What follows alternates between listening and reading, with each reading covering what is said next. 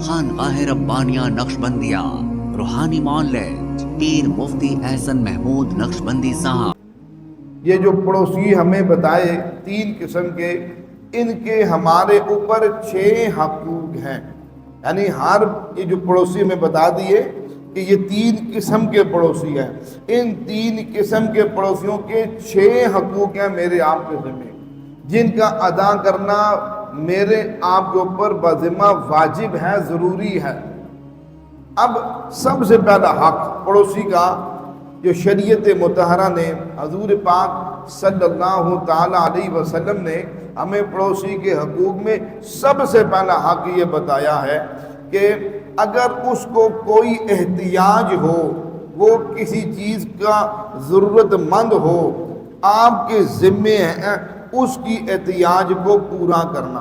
शरीयत ने लिखा है अगर आपके पड़ोसी को खाने पीने की एहतियाज है, मोहताज है, ज़रूरतमंद है, अब खाने पीने की हद तक उसको देना आपके ज़िम्मे वाजिब भी है, फ़र्ज़ का दर्जा रखता है।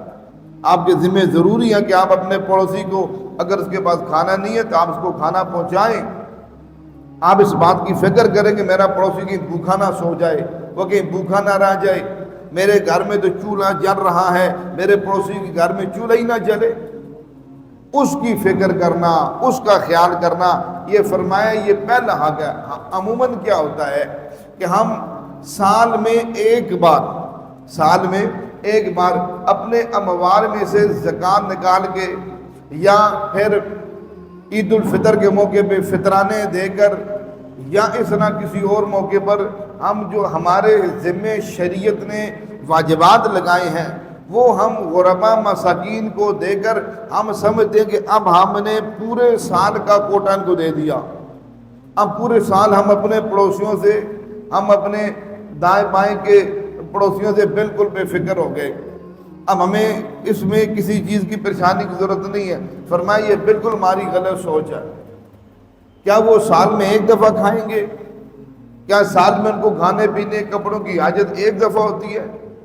इसलिए हमारे ज़िम्मे है कि हम अपने पड़ोसी के हाल से हर वक्त बाखबर रहें। अब देखिए कुरान पाक के अंदर 30वें पारे की सूरत माऊन, उसमें अल्लाह पाक ने पड़ोसियों के हवाले से क्या बात फरमाई? अल्लज़ीना हुम युराऊन व यमनऊनल माऊन, यानी वो लोग जो दिखलावे के लिए नमाज पढ़ते हैं और माऊन को रोकते हैं। उलमाए मुफस्सिरीन लिखते हैं माऊन से मुराद वो छोटी एहतियाज, जो छोटी ज़रूरत की चीज़ जो आप कड़ा पड़ोसी मांगे और आप रोक दें। जैसे आमतौर पर होता है जी माचिस दे दें, जी थोड़ा सा नमक दे दें।